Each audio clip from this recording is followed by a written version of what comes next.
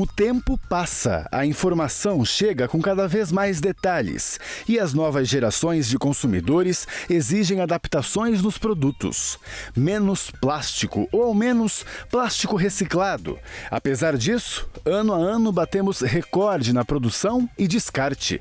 A última contagem de 2021 revela 139 milhões de toneladas de resíduos plásticos no mundo. Ou seja, é uma adaptação e tanto, e conforme especialistas em ESG, não há por que a indústria passar o custo ao consumidor.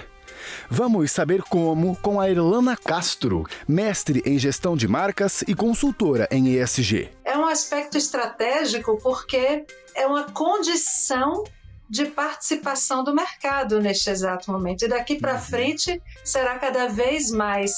É uma discussão pré-concorrencial, inclusive, porque não é um diferencial competitivo, por exemplo. Né? Apesar de ser vivido ainda como se fosse pelas empresas, pelas marcas e tal. Também não é para ser mais caro, né? Não é para o consumidor pagar essa conta.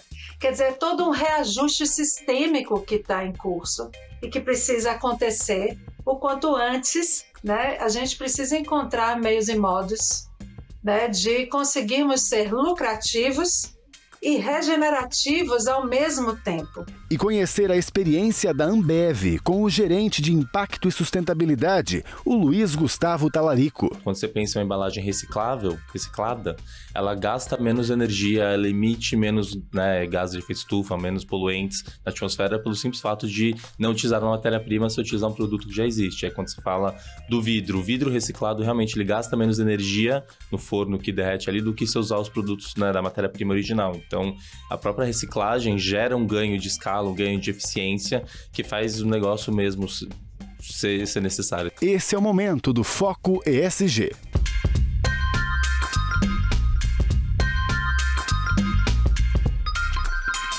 Oi, bem-vinda, bem-vindo ao Foco ESG. Obrigado por contar com a gente como a sua fonte segura de informação sobre o nosso futuro. Eu não sei se você paga mais ou não por produtos que são mais sustentáveis, mas de acordo com uma pesquisa da McKinsey de 2020, 60% dos consumidores dizem que pagariam.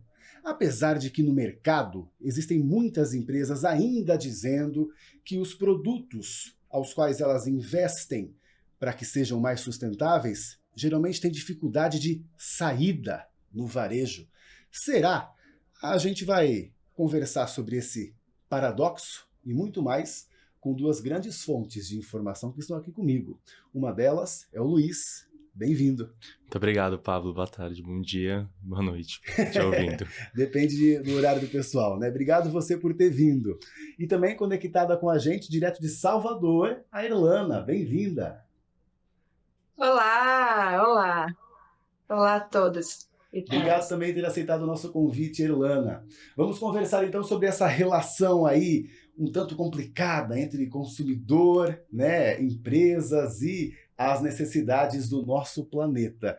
Vamos começar com um panorama histórico, para o pessoal ter uma base e entender com a gente essa nossa discussão, porque há mais ou menos uns 30 anos, né, a gente já ouvia falar sobre alguns produtos que, sei lá, eram recicláveis, eram retornáveis, só que a gente nem sabia ainda, né, Luiz, que já era um papo sobre o planeta, né?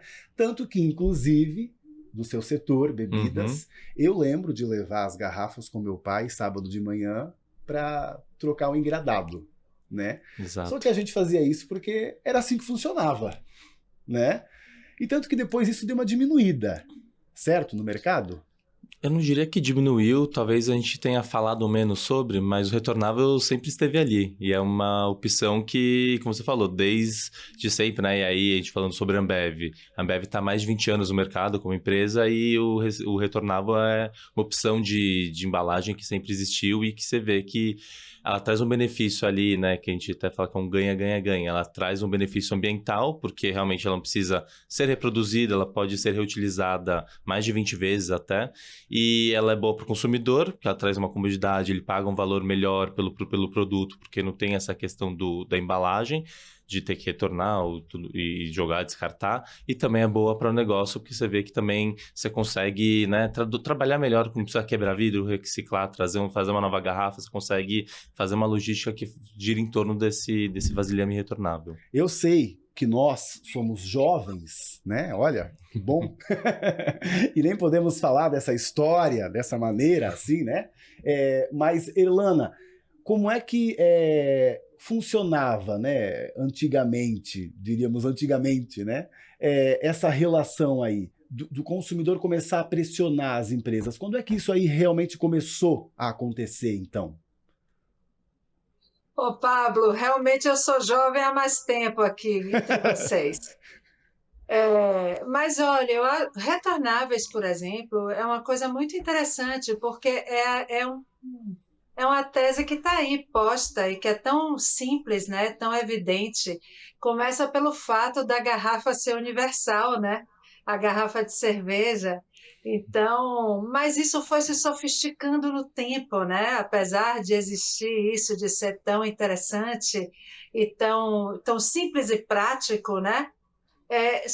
Nós fomos sofisticando essa história do branding e do design no tempo, e as marcas foram criando também embalagens específicas e tudo mais. Isso chega num ponto em que, de fato, só nos faltava piorar a condição de sustentabilidade e de permanência da gente no planeta para que as marcas fiquem bonitas na gôndola, né? Então, eu acho que nós estamos há uns 5 minutos dessa grande discussão na sociedade e, sem dúvida nenhuma, as embalagens estão no olho do furacão em 2024 e em diante, porque isso é um passivo ambiental muito grande, né? Então, nós precisamos repensar todo esse conjunto a partir de novas ideias poderosas, como a ideia da circularidade, que é basicamente um sistema fechado, lixo zero. Como que a gente pode fazer isso acontecer entre as empresas e os seus consumidores e o seu trade?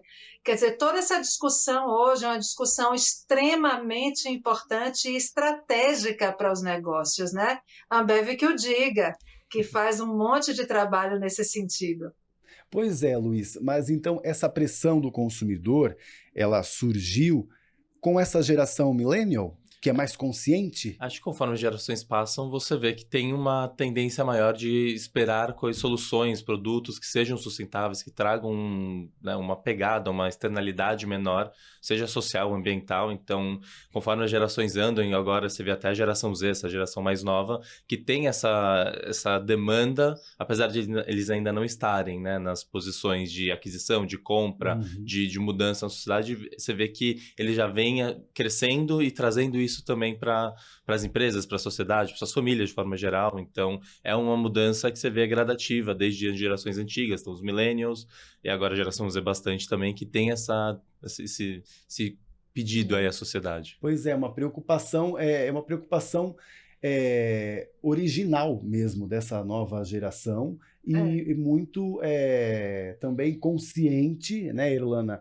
E como é que as empresas elas devem trabalhar com isso, né? Elas têm que tentar sempre se adiantar, elas devem esperar essa pressão que muitas vezes também, inclusive eu já ia dizer isso, o que ajudou muito foi a internet, porque as reclamações hoje, né, estão aí, elas vão ter, né, sobre as empresas. Então, se elas não estão ligadas no que estão dizendo sobre elas, também elas vão acabar se perdendo, né? É um conjunto de fenômenos, né? Então, não está numa mão, não é só um movimento de consumo, né? Vamos dizer, o consumo consciente. Eu até arriscaria dizer que a sociedade de consumo ainda realmente não se manifestou na discussão, da maneira como pode e como potencialmente o fará. Existe uma questão contextual, né, que é muito óbvia, e está exaustivamente tratada e pesquisada e datificada, que é o esgotamento mesmo dos recursos e do próprio planeta, né? Hoje, com mais de 8 bilhões de pessoas em cima da Terra, né? Se todos fossem ter o mesmo nível de consumo da Bélgica, a gente já precisaria de quase 2 planetas para dar conta. Então, nós realmente, e isso está muito exaustivamente discutido, é um aspecto estratégico porque é uma condição de participação do mercado neste exato momento. E daqui para Uhum. frente será cada vez mais.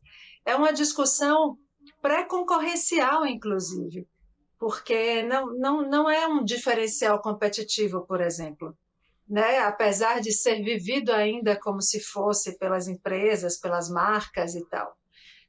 Também não é para ser mais caro, né? Não é para o consumidor pagar essa conta. Quer dizer, é todo um reajuste sistêmico que está em curso e que precisa acontecer o quanto antes, né? A gente precisa encontrar meios e modos, né, de conseguirmos ser lucrativos e regenerativos ao mesmo tempo, para que haja futuro para todo mundo, né? É um Sim. pouco sobre isso. Uhum. É interessante o que a Ilona trouxe para a gente, né? A gente ainda vive um pouco desse paradoxo dos produtos que têm como matéria-prima algo sustentável serem um tanto mais caros. E aí o que a Ilona quer dizer, né, Ilona, que não deve ser um diferencial, mas na realidade quem não o faz é que tem um diferencial negativo. Você já vê Exato. isso no mercado desse modo? Não, com certeza. Acho que um pouco do que até a Helena falou que é muito interessante, que as empresas hoje, elas estão...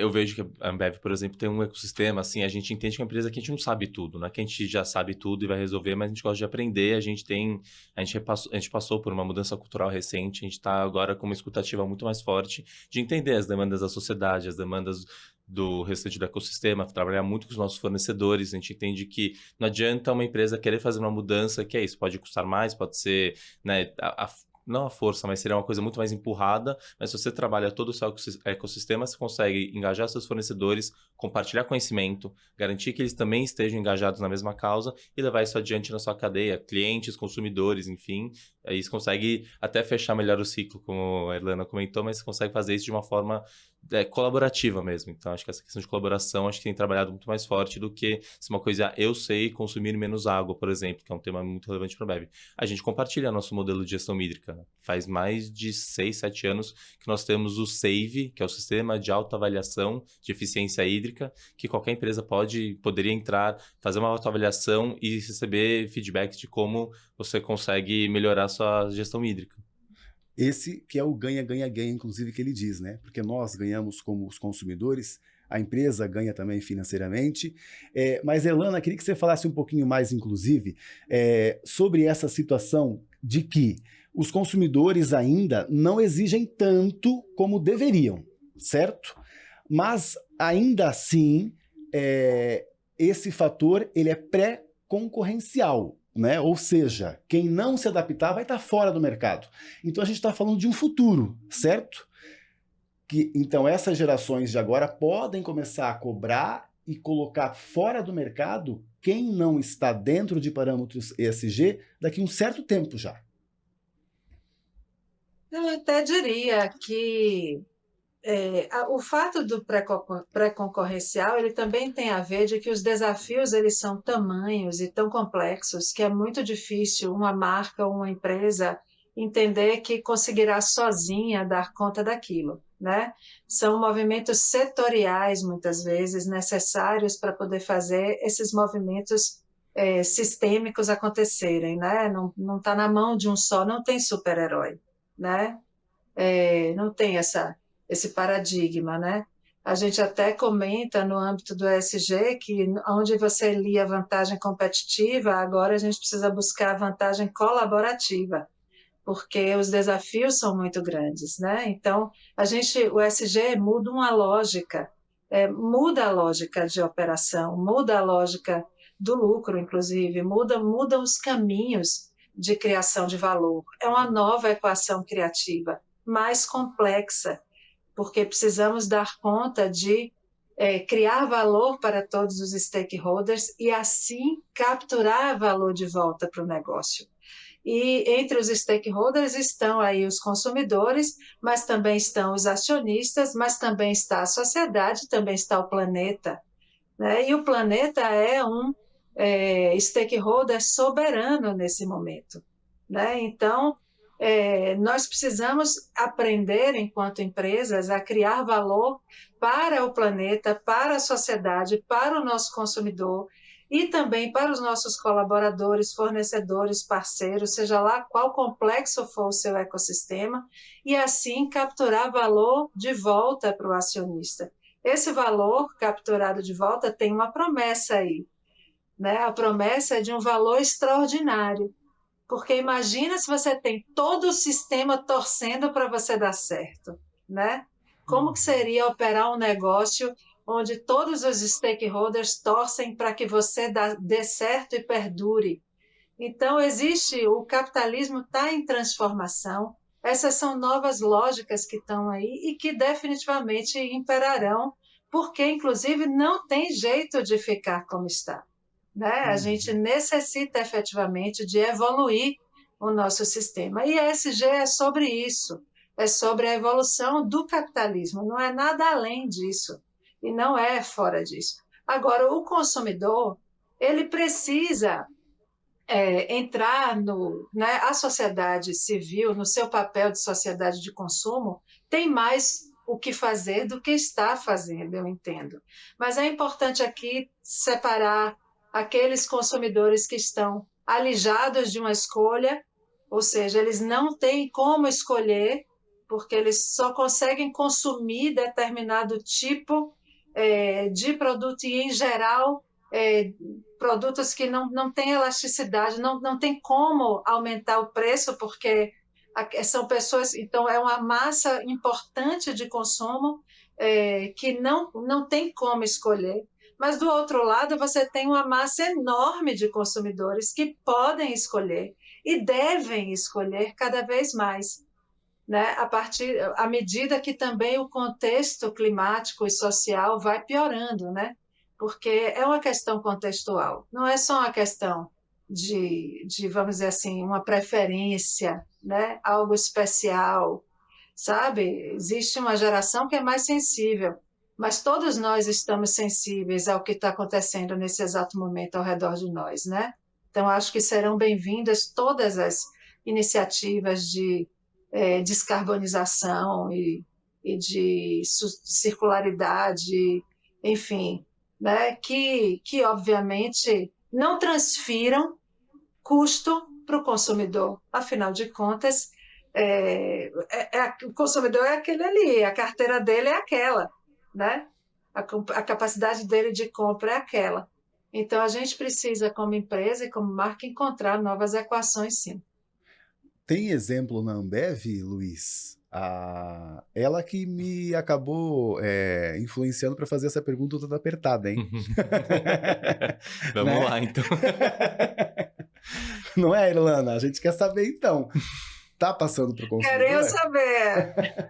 Não, com certeza o consumidor é quem define, né, o que ele vai comprar, qual que vai ser a decisão dele, e tudo que a Ambev faz é pautada pelo consumidor. A gente entende que hoje, aí, com muita escutativa, muito aprendizado, a gente entende que o consumidor ele tenha realmente demandas novas, demandas diferentes, e que uma novidade que realmente tem essa realidade, esse apelo de sustentabilidade, ele vai pesar para ele. Acho que isso faz diferença, até como, não só com marcas de produtos, mas até na questão institucional. Então, a gente falou, né, além da parte ambiental, acho que essa questão social, a gente tem trabalhado na Ambev com diversas outras iniciativas para também entender essa população que está em situação de vulnerabilidade, que talvez não tenha como escolher o produto, mas como a gente pode crescer. A Ambev a gente não enxerga que vai crescer sem essas pessoas também crescerem, sem o Brasil inteiro crescer junto. Então, a gente precisa achar meios para também trazer essa sociedade com a gente. Pois é, mas aí como é que dentro da empresa, em pesquisa para essa adaptação e depois até nessa execução, uma mudança ela só vai acontecer quando a empresa ela achar um novo jeito de fazer que ela não precise, então, colocar esse valor agregado para o consumidor.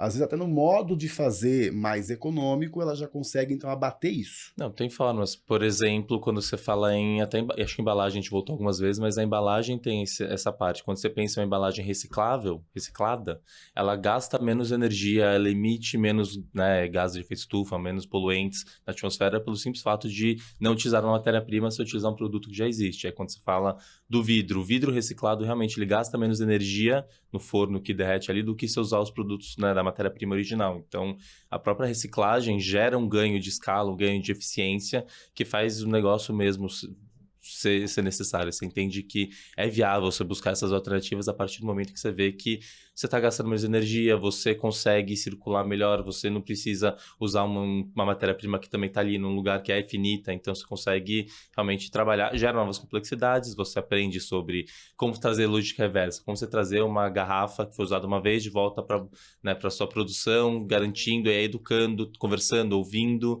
trocando com todo o seu ecossistema para garantir que, né, o produto seja descartado da forma correta, e aí você consegue garantir que ele vai voltando cada vez mais. Isso é um ciclo que vai se autoalimentando com o tempo. Eu acho que isso é um exemplo que faz sentido. Vocês acabam apostando muito na forma de produzir, que até você citou que se usa muito água, Sim. né? Mas numa indústria de bebidas é basicamente isso, certo? Até digo por conta dessas matérias-primas que poderiam ser muito diferenciadas. Acho que vocês acabam não sofrendo tanto com esse tópico, né, dentro da conta. Né, com esse ponto dentro da conta. Acho que assim, como eu falei, a água realmente é a principal matéria-prima, né? Você olha uma cerveja, um líquido, um refrigerante, mais de 90% dele é feito de água, mas a cerveja, além disso, tem a embalagem dela, mas tem também a parte, né, natural, que seria a cevada, no caso da cerveja. Então, você pensa na questão dos agricultores, na questão da origem dessa matéria-prima. Um refrigerante, por exemplo, o Guaraná que é plantado na Amazônia, em Maués, nós temos uma fazenda lá, para também garantir que as pessoas que produzem Guaraná tenham, né, a gente trabalha com uma aliança lá para garantir que essas pessoas tenham os melhores produtos para desenvolver, consigam ser rentáveis, que recebam da melhor forma, trabalhem da melhor forma conosco, e a mesma coisa, com cevada, com todas as matérias-primas. Então, a cadeia realmente é longa e a gente pensa realmente de ponta a ponta ali, como a gente fala, do campo ao copo dos nossos produtos. Sim, e inclusive muito disso, né, às vezes diferenciais de produção lá da agricultura familiar, né, que traz a matéria-prima para vocês, o consumidor inclusive não sabe, e nem precisaria saber mesmo, né? Ele tem que apenas consumir. Mas a empresa tem que garantir que faça. Desculpa, Irlanda. Eu queria fazer um ponto Claro. aqui de você, Pablo. Queremos que faça. Eu acho que no âmbito do ESG, nós estamos também no âmbito dessas histórias não contadas, sabe? Uhum. Eu acho que sim, o consumidor precisa saber, sim, a sociedade precisa saber, e cada vez mais, eu arriscaria até dizer que nós estamos também há 20 minutos de uma mudança de prioridades na comunicação das empresas e das marcas, sabe? Nós tivemos um momento até aqui muito polarizado pela comunicação de varejo de produto, mas nós veremos surgir uma onda importante de comunicação da empresa, porque é importante para a sociedade saber com quem nós estamos fazendo negócio. Então, é por meio do meu consumo que eu contribuo ou não com a regeneração. Veremos surgir uma onda importante de comunicação da empresa, porque é importante para a sociedade saber com quem nós estamos fazendo negócio. Então, é por meio do meu consumo que eu contribuo ou não com a regeneração do planeta, com a regeneração da sociedade, e isso vai além do produto que a gente oferta, né? E envolve todo esse processo produtivo e essa cadeia que vocês estão falando aí, que passam a ser um objeto muito importante de comunicação a partir de agora. Certo. Não, eu inclusive estava querendo dizer que mesmo tendo às vezes um diferencial no modelo de produção, muitas vezes isso não é agregado como valor. E que legal que a empresa não faça isso, né? Não vai encarecer o produto porque foi produzido de uma maneira mais sustentável, né? Mas, ao mesmo tempo, sim, existe essa onda, né, Irlana? Inclusive de produtos que estão trazendo QR Code na embalagem para que a gente saiba de onde vem o início daquela produção, né? Exato. E o que eu te perguntar também é, já que vocês fizeram tantas mudanças em estilo de produção e embalagens, as pessoas que chegam hoje na empresa, acredito que elas nem imaginam como era antes, né? E o modo correto de fazer para elas já é a base de como é esse estilo de fabricação de vocês. Acho que como a gente fala, né, mais de 20 anos fazendo essas coisas, você vê a evolução do processo, realmente sustentabilidade na Ambev não é uma coisa que começou agora, não é uma coisa que existe, que é um pedaço do nosso negócio. Faz parte do nosso negócio e faz há muito tempo. Então, essa evolução também faz parte da nossa história. A gente consegue olhar para trás e falar, e acho que muita gente da Ambev até tem esse conhecimento, esse número, que nos últimos 20 anos a gente reduziu o nosso consumo de água em mais de 50%. Então é importante saber também de onde veio. Acho que isso até quando a gente faz, né, primeiros novos entrantes tem na companhia e tudo mais, a gente realmente leva essas informações porque faz parte. Então, quando nós lançamos a primeira embalagem que era 100% reciclada, e hoje em dia a gente tem, por exemplo, o Guaraná Antártica, que 100% da produção do Guaraná Antártica é feito com PET reciclado. 100% reciclado. Então, assim, a gente já tem isso na nossa linha de produção completa. Então, acho que a evolução também é legal para entender quais vão ser as próximas dores. A gente tem que entender quais são as próximas demandas da sociedade sem perder o rumo do que veio lá de trás. Então, o histórico também é legal de ser guardado e ser contado pela continuidade do processo. Com certeza, vai fazer parte da cultura da empresa, né? Ele acaba engajando as pessoas ali dentro, né? Exatamente. Quando elas acabam percebendo que tem um impacto positivo. Agrada todo mundo, né, Irlana? E que o trabalho de todo mundo faz diferença, né? Não é uma pessoa na sustentabilidade, nós temos pessoas. A Ambev tem um ambicioso projeto de desplastificação, né, da sua oferta. E as empresas, e isso é um exemplo interessante porque as empresas precisam ser ambiciosas do ponto de vista ambiental e social. Essa também é uma palavra, um termo, ambição ambiental e ambição social, que a gente vai começar a ver mais daqui para frente e a ter mais essa exigência, não só por parte dos consumidores, mas por parte, inclusive, dos investidores e por parte dos grandes financiadores dos negócios, né? Então, isso é muito importante. E não basta simplesmente fazer, não é só sobre atender os desejos ou a expectativa do consumidor, porque, inclusive, às vezes o consumidor não vai estar ainda nessa página, né? Ou não vai estar podendo nem pedir isso. A gente vai precisar realmente ter coragem de fazer grandes mudanças, independente dessa certeza, mas apostando em um novo futuro, né? Em um novo modelo de fazer dinheiro, inclusive, né? Hoje em dia é um pouco sobre isso, né? Um novo modelo de ser lucrativo, um novo sentido para o lucro, né? Que não é simplesmente um sentido de concentração de renda e retorno ao acionista, mas precisa fazer sentido, né? É uma renda que parece que está acontecendo, inclusive, porque tem uma outra pesquisa também da McKinsey que mostra, num crescimento anual composto do varejo, que os produtos que não informam, né, nada de ESG cresceram em 5 anos 4,7%. Já os que estão informando, porque tem neles, né, algum parâmetro ESG, cresceram um pouco mais, 6,4%. Vocês percebem isso? Eu vejo de forma geral como uma empresa, assim, como eu falei, a gente quer crescer junto com a sociedade, então a gente tem que realmente estar de forma transparente trazendo o que de fato a gente faz. E aí não é um produto, não é uma das marcas, então a gente carrega essa, né, uma inovação, uma coisa que a gente consegue fazer, realmente vai sendo carregado transversalmente para toda a nossa produção. Então, a gente vê que se a Ambev cresce e a questão de sustentabilidade vem crescendo, a gente entende que a gente está conseguindo comunicar isso de forma efetiva. Acho que se essas coisas são realmente correlatas, a gente consegue fazer isso de forma eficiente. Nunca foi um problema, né? Lancei essa para a gente responder aquela primeira pergunta que eu fiz na introdução, lembra? De que tem muita gente interessada em comprar produtos que são mais sustentáveis, mas ainda existe no mercado empresas que dizem que não posso apostar nisso ainda porque não tem saída no varejo, né? Essa conversa, então, na realidade, inclusive, como a Irlana já nos disse um pouco, não cola mais, porque o empresário que está insistindo nisso, ele está muito atrasado, né? Acho que hoje em dia você consegue trazer produtos. Na verdade, tem que ser o melhor produto, do melhor jeito possível, no melhor custo-benefício para o consumidor. Ele começa a avaliar mais de um critério, não é mais só o preço, não é só mais o sabor, ou o gosto, ou a preferência pessoal, mas é um tripé de preço, preferência, mas também o que ele está trazendo de volta, o que ele gera para a sociedade, por exemplo, como nós falamos da garrafa retornável. Eu consigo trazer minha garrafa de volta, não preciso jogar lá no lixo, seja lixo reciclável, eu trago de volta, eu levo um líquido novo, eu pago um valor menor do que eu pagaria se eu fosse levar a garrafa de vida única, de uso único. Então, você vê que existe essa percepção já em algumas coisas e realmente comunicação ajuda, a gente tem que chegar e comunicar isso para o consumidor e ele entender que tem essa diferenciação, que pode ser uma opção para eles e que isso de fato existe.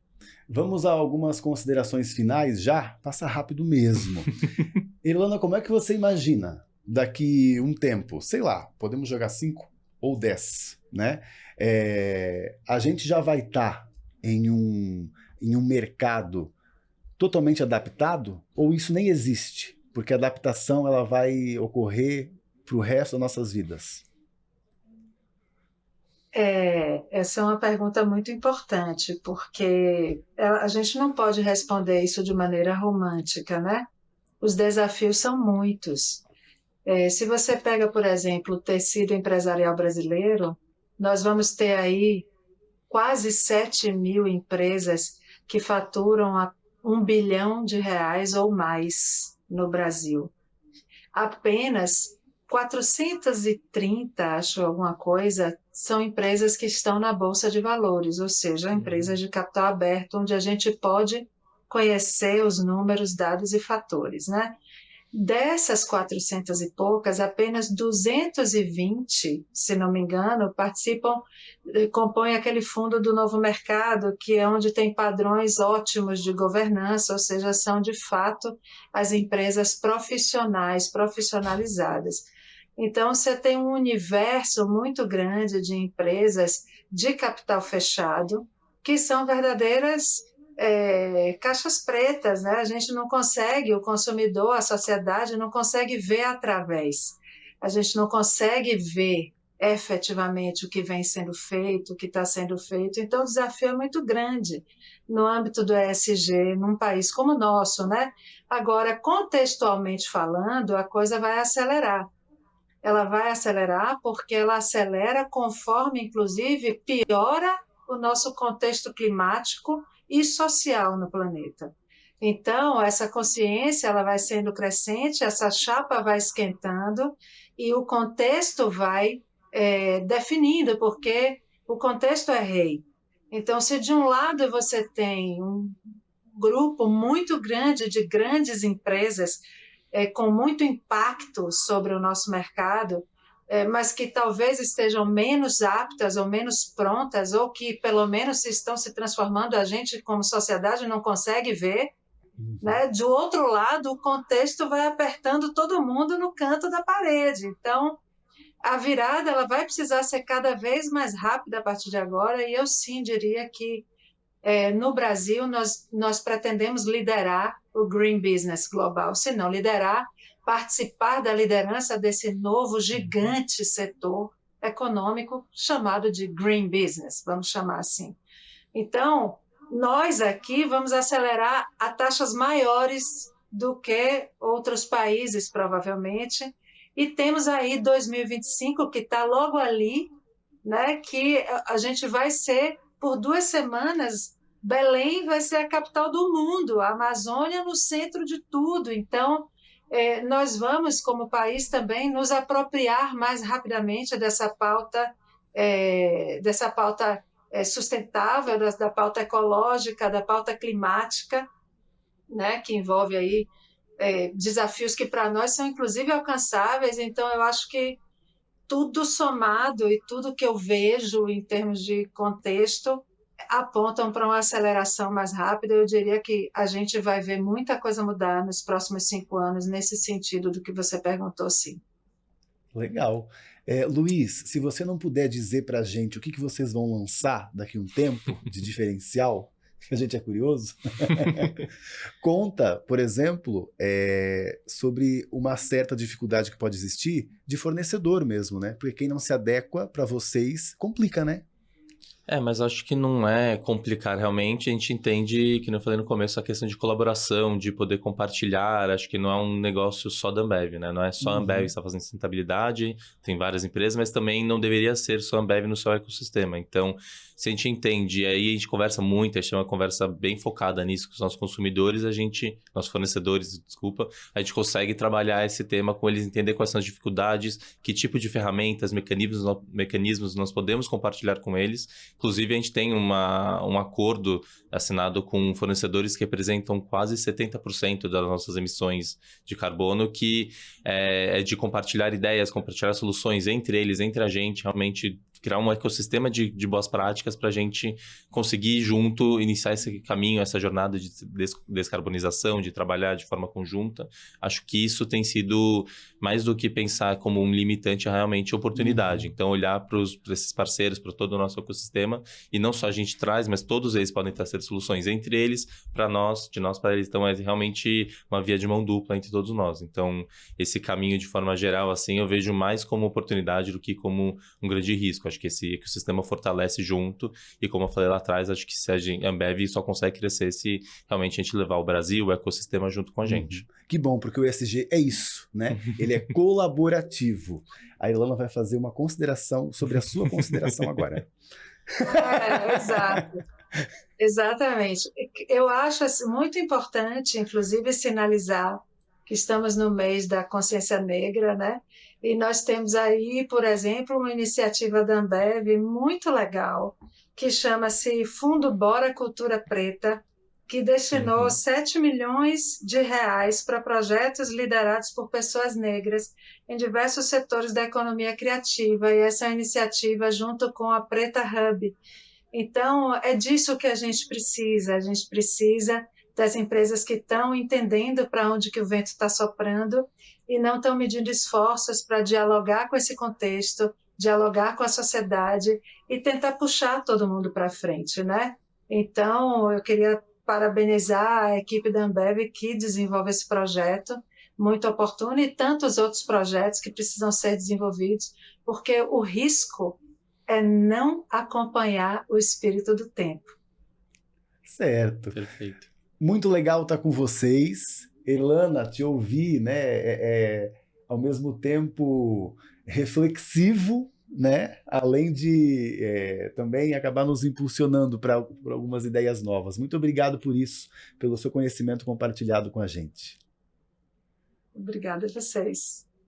Luiz, muito obrigado, né, sucesso na tua empreitada pela sustentabilidade, e obrigado por isso, por estar junto com a gente comprometido. Obrigado, eu que agradeço pelo convite e poder compartilhar um pouco aquilo que a gente vê e do que a gente faz mesmo.